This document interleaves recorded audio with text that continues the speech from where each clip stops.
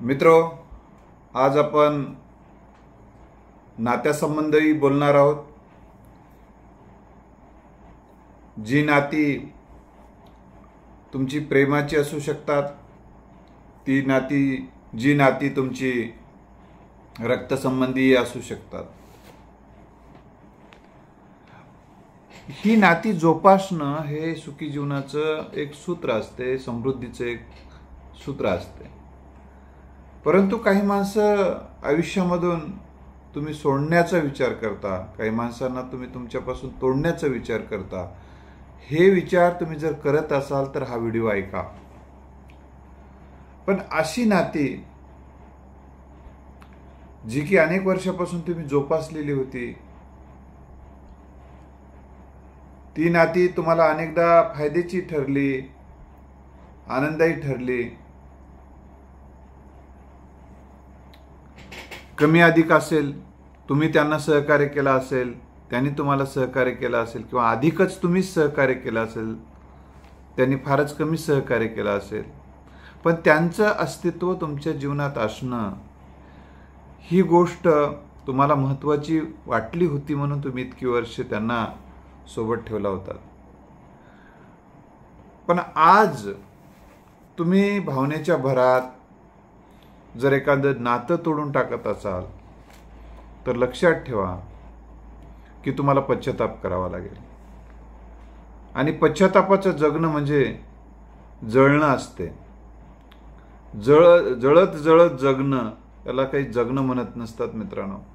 म्हणून तुम्हाला जाणीवपूर्वक सांगतो, विचारपूर्वक सांगतो, आणि विचारपूर्वक तुम्ही ऐका आणि या गोष्टीचा विचार करा की तुम्ही एखादं नातं तोडण्याचा निर्णय घेत आहात किंवा त्यांना सोडण्याच्या आयुष्यातून निर्णय घेत आहात, तर ते का घेत आहात त्याची कारणं लिहून काढा. कशामुळे सोडत आहात ते लिहून काढा. छोट्याशा स्वार्थापोटी सोडत आहात, पण आज तुम्हाला जो स्वार्थ मोठा वाटत असेल ना, पण तो पुढं हा स्वार्थ राहणार नाही. पुन्हा तो माणूस तुम्हाला गेलेला मोठा वाटेल. आणि तो कधी कधी माणसं दुसरा माणूस सोबत येत आहे म्हणून एखाद्या नव्या माणसाला, आपल्या जुन्या माणसाला सोडतात. नवा माणूस आकर्षक वाटतो म्हणून, किंवा आकर्षक वाटते म्हणून, किंवा फायद्याचा होईल म्हणून तुम्ही जर जुन्या माणसांना तुम्ही सोडत असाल आणि त्यांना तोडत असाल तर विचार करा, कोणीही माणसं नवे आले तरी तुम्हाला पाळणा करणार नाहीत. ती माणसं तुमच्याजवळ नवी यायला लागली, ती कोण्या हेतून यायलेत हे एकदा हेतू समजून घ्या. मित्राचं सोंग घेऊन तर शत्रू तुमच्या भाविष्यात शिरत नाहीत ना, तुमच्या सोबत येत नाहीत ना, याचा विचार करा. ते तुम्हाला मोठं करण्यासाठी येत आहेत, तुम्हाला सन्मान देण्यासाठी येत आहेत, तुमचं विश्व नेटवर्क वाढवण्यासाठी येत आहेत का, हे स्वतःला विचारा. आणि त्यांचाही हेतू लक्षात घ्या. त्यांना विचारा, माझ्यासोबत तुम्ही का येऊ इच्छिताय. येत असताना तुमच्या आवडीनिवडी, तुमचे हेतू, तुमचे स्वार्थ, तुमचं ध्येय त्यांना समजून सांगलंय का, याचा विचार करा. तुमच्या ध्येयाच्या आड, तुमच्या आवडीनिवडीच्या आड ते येणार असतील तर उद्या त्यांनाही सोडायची वेळ येईल तुम्हाला. लक्षात ठेवा. म्हणजे आता ज्यांना सोडालात काही दोष असल्यामुळं, किंवा ते तुम्हाला ऍडजस्ट करत नसल्यामुळं, किंवा त्यांना तुम्ही ऍडजस्ट करू शकत नसल्यामुळं त्यांना सोडून देण्याचा विचार करत आहात, किंवा काही त्यांचं तुम्हाला खटकाय लागलंय. पण नवीन येणाऱ्यांचंही खटकणार नाही हे कशावरून? असे कोण माणसं जगामध्ये आहेत की इतके पूर्णतः निर्दोष आहेत, पूर्णतः तुम्हाला पाळणा करणारे आहेत? मित्रो, 4 दिवस नवं बरं वाटते, आणि नवं हे जुनं होत असते. लक्षात ठेवा, जुनं झालं म्हणून आवडत नसेल तर नवं सुद्धा जुनं होणार आहे, याची तुम्ही काळजी घ्या. जसे जुन्यासोबत तुमचे मतभेद व्हायला लागलेत म्हणून त्यांना जर सोडण्याचा विचार करत आहात, जुन्यासोबत काही मतभेद होत आहेत किंवा त्यानं तुमचा अहंकार दुखवत आहे, त्याचं मत त्यानं मांडायलाय, माझ्यासमोर यानं मत मांडायलाय, काय म्हणजे तुमचे अहंकार दुखवायलेत म्हणून याला सोडण्याचा विचार करत आहात, किंवा त्यानं माझं 100% ऐकून राहत नाही म्हणून त्यांना तुम्ही सोडण्याचा विचार करत असाल, तर तुम्ही विचार करा, तुम्हाला नवीन येणारे नवीन लोकांसोबत संबंध जोडणार आहात, तेही तुमचं 100% ऐकणार नाहीत, ते तुमचा अहंकार जोपासणार नाहीत, त्यांच्यामुळे तुमचा अहंकार दुखवला जाणार आहे, ते 100% तुमचं ऐकून राहणार नाहीत. मग त्यांनाही तोडणार आहात का? म्हणजे सगळ्यांना तोडून तुम्ही एकटेच जगायची वेळ येईल. आणि एक लक्षात ठेवा, जेव्हा नवे आलेले आणि ते जर अधिकच तुम्हाला त्रासदायक ठरले, तेव्हा जुन्यांची तुम्हाला आठवण येते. मग जुने भेटत नाहीत, नवे भेटत नाहीत, ही गोष्ट लक्षात ठेवा. त्यामुळं जी माणसं आहेत त्यांना गुणदोषासह स्वीकारत पुढे चला. आयुष्य हे अतिशय महत्त्वाची गोष्ट आहे. नातेसंबंध टिकवण्यासाठी गुणदोषासह माणसं स्वीकारणे हाच नातेसंबंध टिकवण्याचा आणि नातेसंबंधाचा आनंद घेण्याचा अतिशय महत्त्वाचा भाग आहे. आणखीन एक लक्षात ठेवा, आयुष्यामध्ये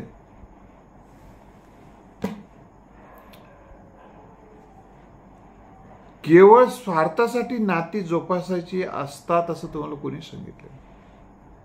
केवळ त्यांनी आपला फायदा करून द्यावा तरच ते आपल्या सोबत ठेवा, हा काय बाजार आहे की काय? जीवन म्हणजे बाजार करू नका.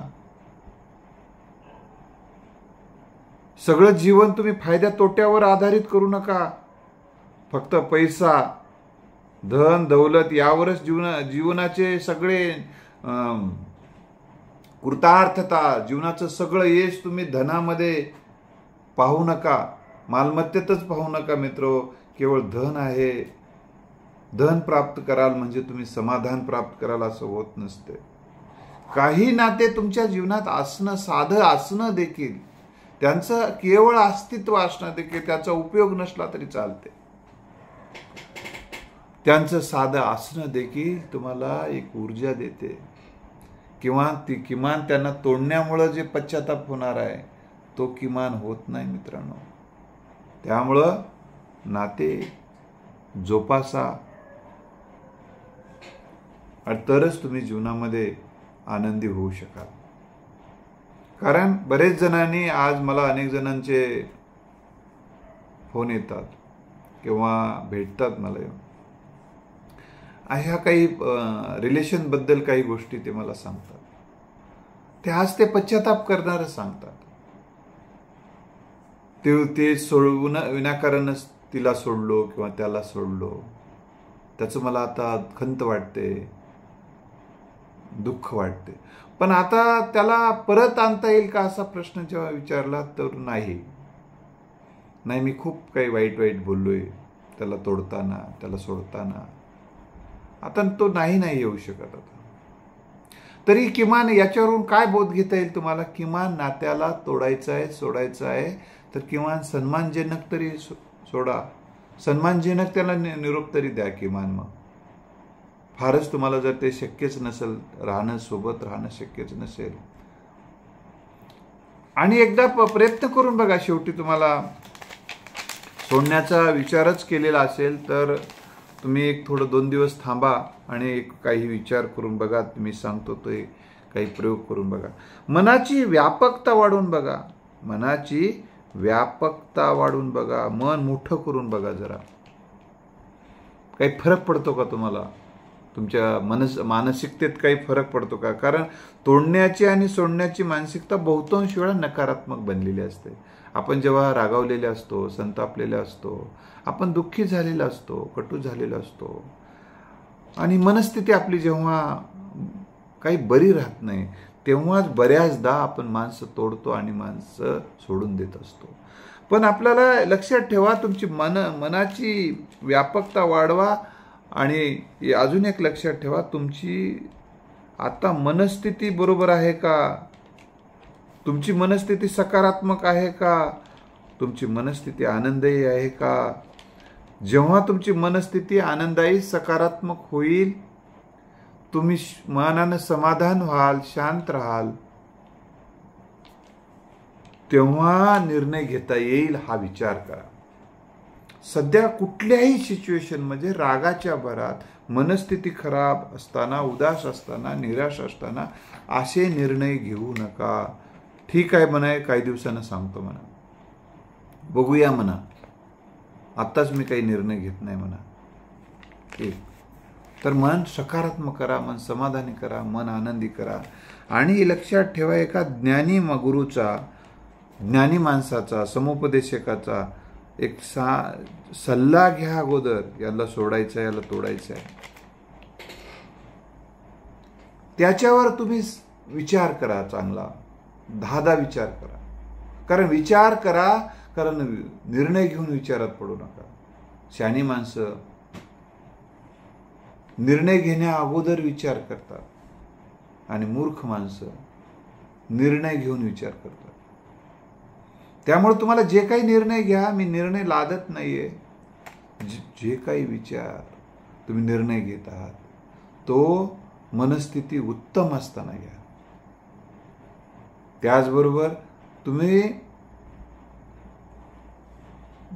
तुम्ही जो निर्णय घेत आहात तो अभ्यासपूर्ण घ्या, विचारांती घ्या. अभ्यास तुम्ही स्वतः अभ्यास करा. त्याचे सोडण्याचे काय ड्रॉबॅक्स आहेत, काय दुष्परिणाम आहेत, हे पहिल्यांदा लिहून काढा, लक्षात घ्या, त्याच्यावर काम करा थोडं.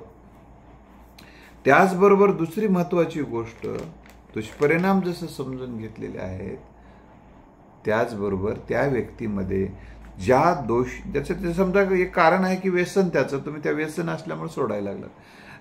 आज व्यसन असणारा माणूस काय जगामध्ये काही सगळेच निर्व्यसनी थोडेच असतात. हे जीवनाचे पार्ट आहेत का? अंधार उजेड, मान अपमान, व्यसनी निर्व्यसनी, हे सगळे जीवनाचे पार्ट आहेत. ते सगळ्याच जणाला सांभाळावं लागेल तुम्हाला. आता व्यसनी आहे म्हणून सोडायचा निर्णय घेऊ नका, कारण व्यसनी माणूस सुद्धा निर्व्यसनी होऊ शकतो, यावर तुमचा विश्वास ठेवा. आणि त्यांना निर्व्यसनी करण्यासाठी काही वर्ष घाला तुम्ही, काय फरक पडत नाही. पुढचा व्यक्ती तुम्हाला निर्व्यसनी भेटेल कशावरून? काय खात्री आहे? आणि पहिल्यांदा ठीक आहे, किमान त्याला निर्व्यसनी करण्याचा प्रयत्न करा, पण तोडण्याचं म्हणजे संपूर्णतही तोडू नका. अजून एक त्याच्यातला एक भाग आहे की संपूर्ण तोडू नका. काही दिवस थोडंसं मौन पाळा. मौन पाळा, कोणताही निर्णय घेऊ नका, मौन पाळा. वाटल्यास त्याच्यासोबत काही दिवस वाटल्यास तुम्हाला बोलणं थांबवा, काही दिवस बोलणं थांबवा. लक्षात आलं? दुसरी महत्वाची गोष्ट, आयुष्य लक्षात ठेवा, माणसांमुळे आयुष्य समृद्ध आहे. एकदा का तोडण्याची सवय लागली ना, पटलं नाही की तोडलो म्हणलं, मला पटलं नाही म्हणलं. आता तुला कशामुळे पटलं नाही? माझ्या मनाला पटलं नाही. मनाला पटलं नाही, त्यानं तोडून टाकलं. मनाला पटलं नाही, तोडून टाकलं. याचा अर्थ की मनाला पटलं नाही, पटकून तोडू नका. तोडा तुम्ही. तोडायला जे तुमचं आयुष्य नाशवत आहेत,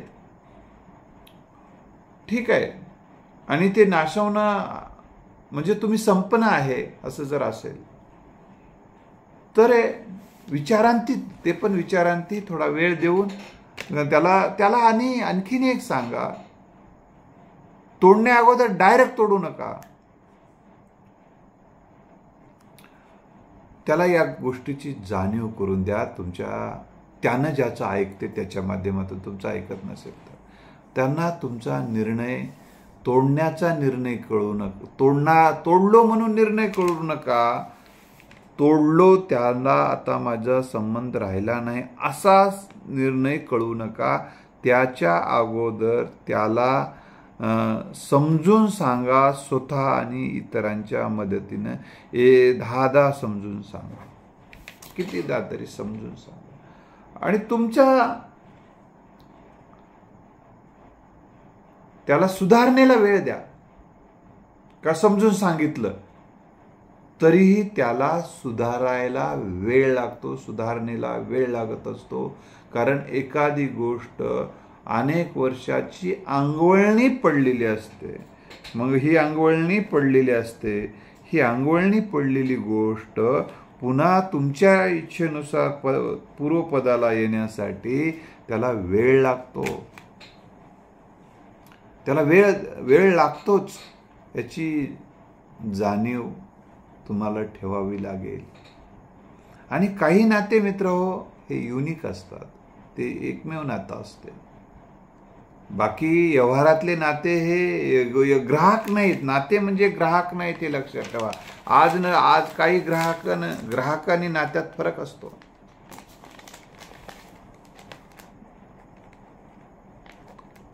काही ग्राहक गेले तरी काही ग्राहक येऊ शकतात. पण असे काही नाते असतात ते युनिक असतात की ते गेले की दुसरं नातंच नसतं आयुष्यामध्ये आपलं. म्हणजे नातं नसणं हे एक प्रकारे भावनिक विकार पण असतं.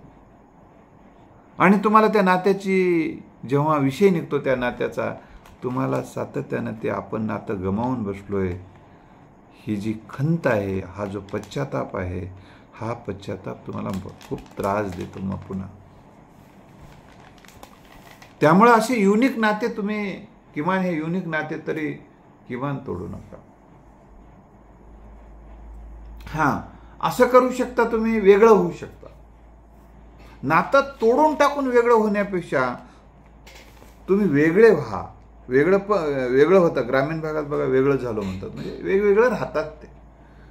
काही जण काय करतात, मारामाऱ्या करून, भांडणं करून, अरे तर गाव सगळं जमून धिंगाणा करून वेगळं होतं. तसं काय करत नाहीत. काही जण काय करतात, ठीक आहे बाबा आपलं नातं आहे, चांगलं आहे, आपले संबंध चांगले ठेवू, ठीक आहे थोडेसे मतभेद व्हायला लागलेत ना, आपण एकच आहोत मनानं, फक्त चूल वेगळी करू म्हणतात.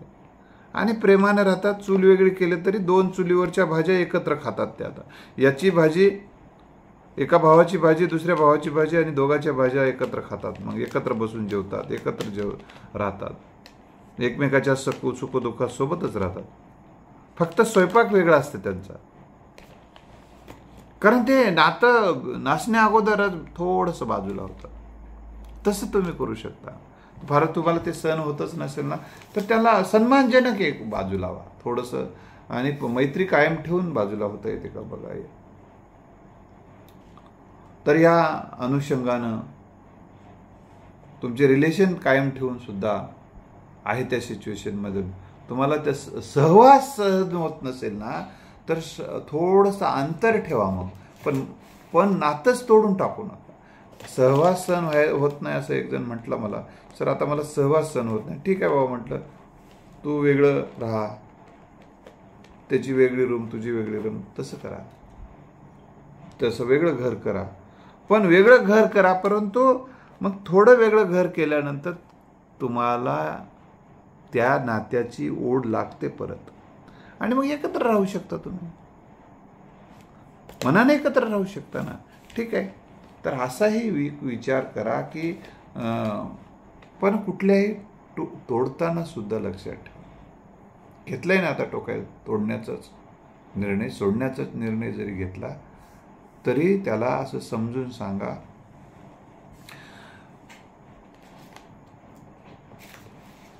त्याचा जो गुण तुम्हाला आवडला नाही किंवा त्याचा दोष तुम्हाला आवडला नाही, काही जणांचा गुण सुद्धा काही जणाला आवडत नाही, तो सामाजिक कार्य करतो,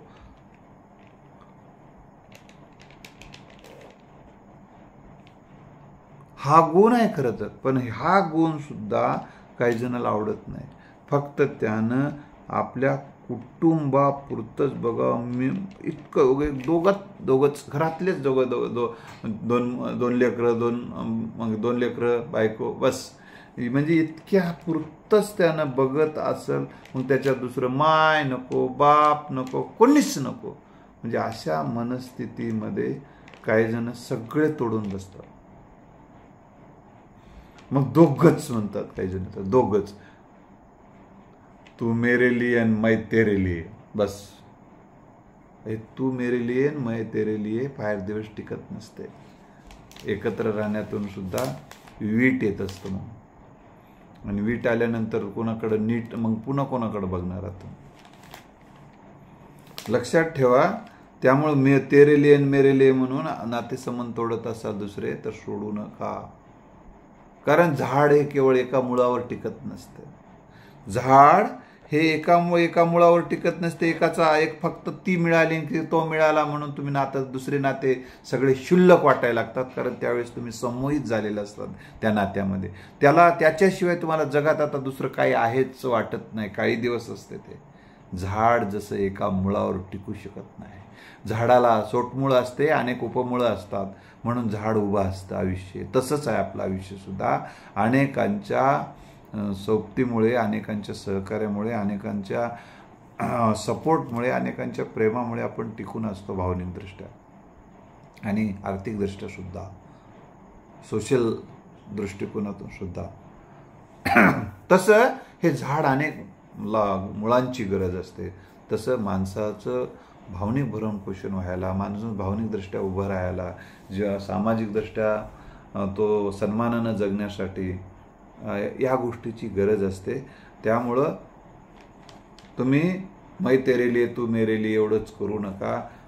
तुमचं सोशल लाईफ तुम्ही संपुष्टात आणण्याचा जर विचार करत असाल, सोशल लाईफ संपुष्टात आणून टाकून तुम्ही फक्त तितक्यापुरत्यासाठी स्वतःपुरत्या जगण्यासाठीचा संबंध नाहीतर मी तोडतो असं जर म्हणत असाल तर तुम्ही एका तुमच्या घराण्याला वैभवशाली होण्यापासून रोखत आहात.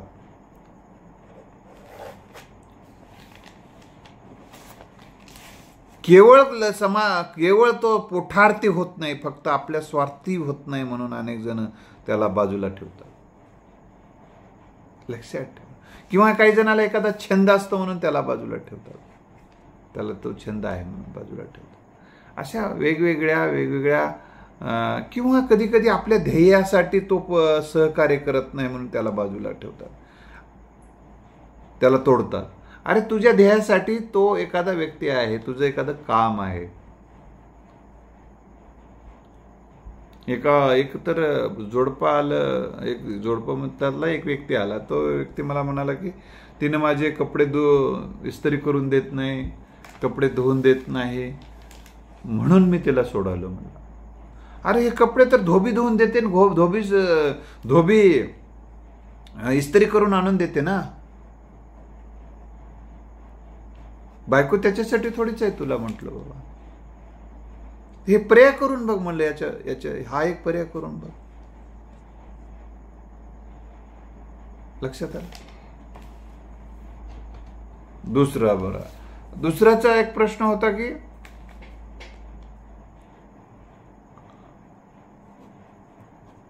स्वयंपाक करून देत नाही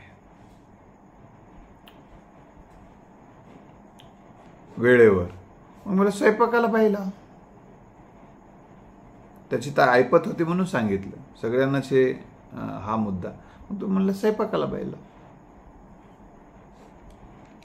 म्हटलं स्वयंपाकाला पाहिला नाही. म्हटलं तिला मला तिच्याच हातचं खावायला आवडते म्हणलं. काही मग तिला सोडून दिल्यानंतर तिच्या हाताचं खायला भेटेल का म्हणलं तुला. हा तेही खरं आहे म्हणलं. सोडून दिलं थोडंच खायला भेटेल म्हणलं तुला. मग कोणाच्या ह्याचं खावं लागेल. मग काही दिवस कर ना. एकानंतर तो प्रयोग तुम्हाला करू नका, पण तुम्हाला सांगतो बघा. ते तुमचं तुम्ही रिक्स आहे त्याच्यामध्ये, तरी सांगतो तुम्हाला. एकानं असंच स्वयंपाकवाली ठेवला आणि मग स्वयंपाकाचं कौतुक करायला लागला. काय छान स्वयंपाक व्हायला, छान स्वयंपाक व्हायला. ठीक आहे बाबा, खूप चांगली बाई ठेवलीस तू. फार चांगली बाई आहे ती, स्वयंपाकही चांगलं करते, दिसायला पण चांगली आहे, असं जेवताना म्हणू लागला. हिने 1-2 दिवस ऐकली, तर 3 दिवस ऐकली. काही वेळानंतर ती मग विचार करायला लागली. यानं जास्तच इन्व्हॉल्व व्हायला लागला. मग तिला सोडून तिनं म्हटली की आता स्वयंपाक मीच करणार. म्हणजे मीच. कसं काय?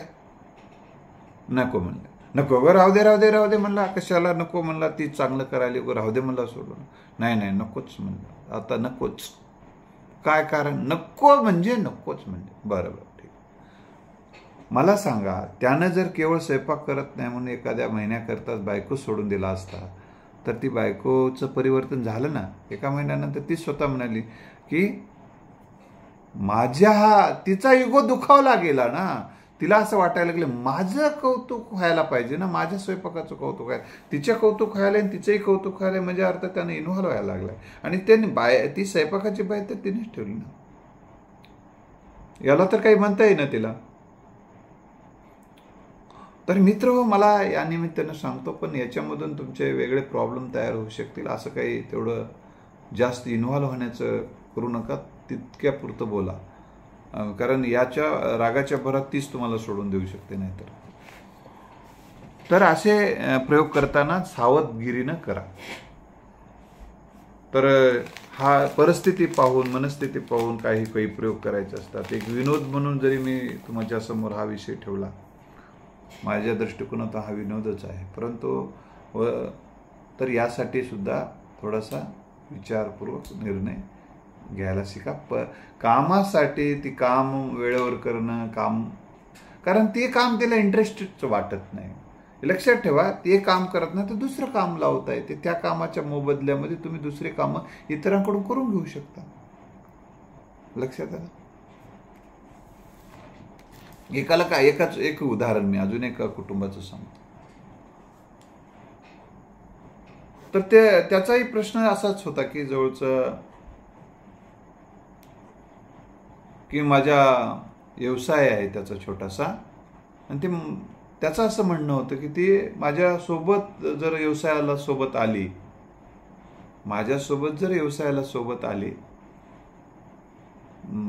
त्याचं बेकरीचं दुकान होतं, तर आमच्या उत्पन्नामध्ये वाढ होते. ती येत नसेल तर मला तिला सोडावं लागणार आहे, मला दुसरी बायको करावं लागणार आहे, ती माझ्यासोबत राहील, मग माझं उत्पन्न वाढेल असं त्याचं म्हणलं. असं आहे का म्हटलं. बरं, असा एक प्रयोग करून बघूया म्हणलं मी त्याला. बेकरीवर राहण्यासाठी बरं तिला काय काय जमतं, तिला काय काय आवडतं दुसरं जे की ज्याच्यातून पैसा मिळू शकेल. त्यानं मला तिला टायपिंग छान येते म्हणलं. अच्छा, मग तुम्ही टायपिंग आहे का घरी, कॉम्प्युटर आहे का? नाही म्हणलं. मग म्हटलं टायपिंगचं तिला काम दे, इंटरेस्ट दे. काम टायपिंगचं सुद्धा ऑनलाईन काम येते. लोक तुमचं काम करत असतं, तू वाटल्यास तुझी जी बेकरी आहे ना तिथे इथे टायपिंगचे कामं करून दिले जातील असं बोर्ड लाव. मग तिथं बाजूला जरी समजा एखादा शटर घेता आलं तर तिथं घे. काही मुलं तुझ्यासोबत, मुलीसोबत ठेवत्यात, तिच्या 1-2 कॉम्प्युटर वाढव, वाटल्यास पुढं डेव्हलपमेंट कर. म्हणजे तो एक बिझनेस, स्वतंत्र बिझनेस कर, आणि त्या बिझनेसचे तिला मालक कर.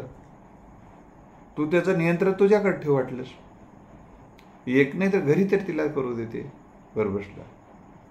आणि त्यातून येणाऱ्या पैशातून तू इकडे बेकरीवर नोकर ठेवू शकतोस ना. तिच्या येणाऱ्या पैशातून तिला सांगू शकतो, बा ठीक आहे तुला ते जमत नाही ना, मग टायपिंग कर, त्यातून आलेल्या पैशाचं तुला तिथे या वाटत नाही ना. काही जणांची मनस्थिती नसते, त्याचा बिझनेसची पार्श्वभूमी असू शकत नाही, किंवा तो बिझनेस त्याला छोटा वाटू शकतो, चिल्लर वाटू शकतो, तो बिझनेस त्यांच्या नजरेत वाटू शकतो. तर अशा वेळी याला काही पर्याय करता येतात का? मग त्याने हा प्रयोग केला मित्रांनो. उलट आता त्या बेकरीपेक्षा त्याचं टायपिंग मोठं झालेलं आहे, तिला इंटरेस्ट झाला. आणि जेव्हा एखादी महिला एखादा बिझनेसमध्ये स्वतःहून इंटरेस्ट घेऊन एखादा असं काम सुरू करते, डिव्होशन देईल, तेव्हा तिचं पुरुषापेक्षा जास्त डिव्होशन देऊन ती काम करेल, तेव्हा ती डेव्हलप होऊ शकते. आणि मग त्याला वाटायला लागलं यापेक्षा हाच बिझनेस आपण वाढवू, असा विचार करायला लागला. तर मित्र, त्यामुळं तुम्ही हा जर ते पुढच्या व्यक्तीमधले दोष आहेत पाहून तुम्ही जर त्याला तोडण्याचा निर्णय घेत असाल तर ठीक आहे, दोष आहेत ना, मी काही दोष नाही तसं म्हणत नाही त्याच्यामध्ये. तर त्यावेळी जर त्या दोष आहेत म्हणून ज्या रात्री त्याला तुम्ही सोडण्याचा निर्णय घेत आहात त्या रात्री घेऊ नका. तर तुम्ही असं करा की एक रात्र अजून जाऊ द्या, काही फरक पडत नाही, इतकी दिवस होतातच की सोबत, इतके दिवस सण झालंच की. तर आता एक निर्णय घ्या की त्याच्या गुणाची यादी करा. ज्या सोडत आहात ना त्याच्या गुणाची यादी करा. त्यांनी सहकार्य जे जे आयुष्यात आतापर्यंत केलंय, फक्त सकारात्मक सांगावलं, आता निगेटिव्ह तर तुम्हाला सगळं माहित आहे. तर गुणाची यादी करा. सहकार्य काय काय केले ते सांगा, सहकार्य करा. त्या गुणाच्या यादीबद्दल कृतज्ञता व्यक्त करा, कौतुक करा आणि सहकार्याबद्दल देखील कृतज्ञता व्यक्त करा, मनोमन कृतज्ञता व्यक्त करा. आणि ही गुणाची यादी जे जे सहकार्य केले ते सगळं सहकार्य त्या व्यक्तीला यादी करून तिला पाठवून द्या, तिच्या व्हॉट्सअपवर पाठवून द्या. बोलत नसाल तर वाटल्यास बोलणं चालूच पाहिजे ना. तर बोलण्यात सांगा हे तुझे हे गुण आहेत, हे तुझं सहकार्य. तिचं हृदय परिवर्तन होऊ शकते. आणि तिच्यामध्ये जो आळशीपणा असेल, तुम्हाला जर सन्मानजनक बोलत नसेल, कधी कधी काय जणांना सन्मानजनक बोलत नसतील तर कदाचित त्यांना सुद्धा असं वाटतं की मला सन्मान मिळत नसेल तर मग मी कशाला सन्मान देऊ, किंवा माझा अपमान झालेल्यामुळे मी कशाला सन्मान देऊ. त्यांच्या मनामध्ये जी आडी असते, या आडीमुळे जी संसाराला काडी लागालेली आहे ती आडी काढून टाकता येते. तर तुम्ही तिच्या गुणाचं कौतुक करलात, तिच्या सहकार्याचं कौतुक केलात तर तिच्यामध्ये चांगुलपणाचा उदय होऊ शकतो, सकारात्मकता वाढते. आणि दुसऱ्यामध्ये चांगुलपणा आणि सकारात्मक वाढवणं म्हणजे त्याच्यातली नकारात्मकता घालवणं असते. आणि तिची नकारात्मकता जातेच. त्या एखाद्या बॉटलमध्ये समजा हे बॉटलमध्ये पाण्यामध्ये जरा मीठ जास्त झालंय म्हणून त्या बॉटलचं पाणी टाकून देण्यापेक्षा तुम्हाला जर मीठ थोडं पाहिजेच ना. एकदा लिंबू सरबत केलं होतं आणि लिंबू सरबत केलं, पत्नीनं त्याच्या आणून दिलं आणि त्यामध्ये थोडंसं मीठ जास्त पडलेलं होतं. आणि मीठ जास्त पडलेलं असताना मला पण ते लिंबू सरबत दिलं होतं. कसं लागायला? छान आहे म्हणलं. नाही पण त्याच्यात थोडं मीठ जास्त झालं की जीवनात काही सगळंच बरोबर राहते का म्हणलं? बॅलन्स काही कमी होते, कधी जास्त असते. बरं म्हणलं ठीक आहे. बरं याच्यात एक प्रयोग करत म्हणलं, पाणी घे म्हणलं तिथलं. तेच पाणी घेतलं बाजूचं.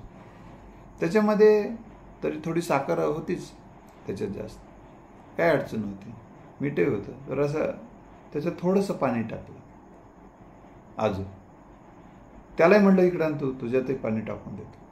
पाणी टाकून थोडं वाटल्यास थोडंसं साखर घे म्हटलं. मग त्यांनी पत्नीला साखर मागवली, दोघातही टाकला थोडा अजून आणि असं पण घेतलं. आता कसं लागायला? अरे मस्त लागायला म्हणलं. अरे म्हणलं ते सगळं खारट झालं म्हणून फेकून थोडं द्यायचं असते म्हणलं. त्याच्यात पाणी टाकलं तर ते होतेच ना म्हणलं, लेवलला येतेच की. जीवन असं सुधारून घ्यायचं असते मित्रांनो.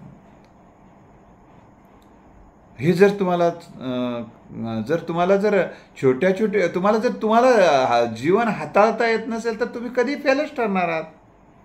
तुम्हाला गाडी चालवता येत नाही तर किती गाड्या बदला, तुम्ही ऍक्सिडेंट करणारच आहात. तुम्ही आधी गाडी चांगली शिकायला बघा. ह्या गाडीवर मला ड्रायव्हिंग चांगली जमत नाही म्हणून गाड्या बदलू नका. तुम्ही गाडी आधी चांगलं शिका, मग गाडी तुम्हाला कोणती गाडी चालवता येईल. मग त्यामुळे तुमचं आणि एखाद्या अवगुणामुळे एखाद्या कामामध्ये सहकार्य नाही किंवा टोचून बोलते म्हणजे वगैरे असे काही दोष असतील तर अजून एक तुम्हाला सांगतो की एखाद्या दोष आहे म्हणून तुम्ही सोडत असाल तर तुम्ही एका दिवशी अजून एक आत्मपरीक्षण करा की तुम्ही शांततेने बसा. तुम्ही गुणाचा पुत्र आहात का? तुमचं सर्व गुण संपन्न आहात का? याचाही विचार करा. तुमच्यामध्ये ते दोष आहेत की नाही याचा विचार करा. एक जण तर म्हणला की मला साठी लवकरच उठत नाही, मला लवकर उठत नाही, लवकर झोपत नाही. बरं बरं, मग काय करायचं आता? काय नाही, सोडायचं म्हणलं. लवकर उठून काय करायचं म्हटलं? नाही नाही, मला लवकर उठलेलं पाहिजे मला सर, मला लवकर उठायची सवय. बर, आता तुम्ही आधी थांब म्हणलं, सध्या काय करू, तुला दुसरी करायची आहे तिला विचारून घे म्हणलं बाई आधी, तिला पहाटे लवकर उठणार आहे का? बरं, तिला पहाटे उठून लवकर काय करायला लावणार आहात आणि ती करायला तयार राहणार आहे का ते पण विचारून घे म्हणलं आधी. हा, हे तर अवघड दिसणार आहे मला, आता विचारून घ्यायचं. हा ना, म्हटलं आता येणारं जे प्रोडक्ट आहे ना ते रिझल्ट देणार आहे का तुला हवा ते? मग प्रोडक्ट जे बदलायचं आहे ते नवं प्रोडक्ट कशासाठी बदलतो? ते हवा तो रिझल्ट आणण्यासाठी ना.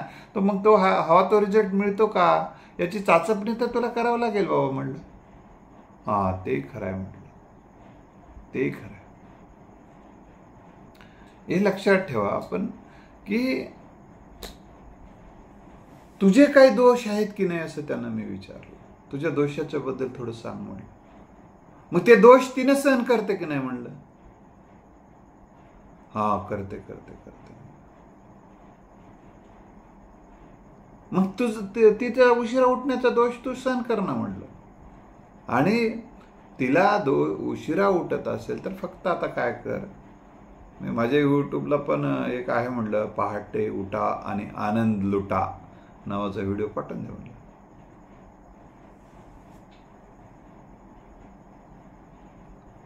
पहाटे उठण्याचे फायदे तिला पाठवत जा म्हणलं सातत्याने. आणि तुम्ही पहाटे उठून काही दिवे लावत असाल तर ते पण त्याचे फायदे सांगा. मग पहाटे उठून तुम्ही प्राणायाम करताय, ध्यान करताय, योगासन करताय, फिरायला जाता पहाटे उठून, आणि तुमच्या चेहऱ्यावर प्रसन्नता, आनंद दिसू द्या म्हणलं.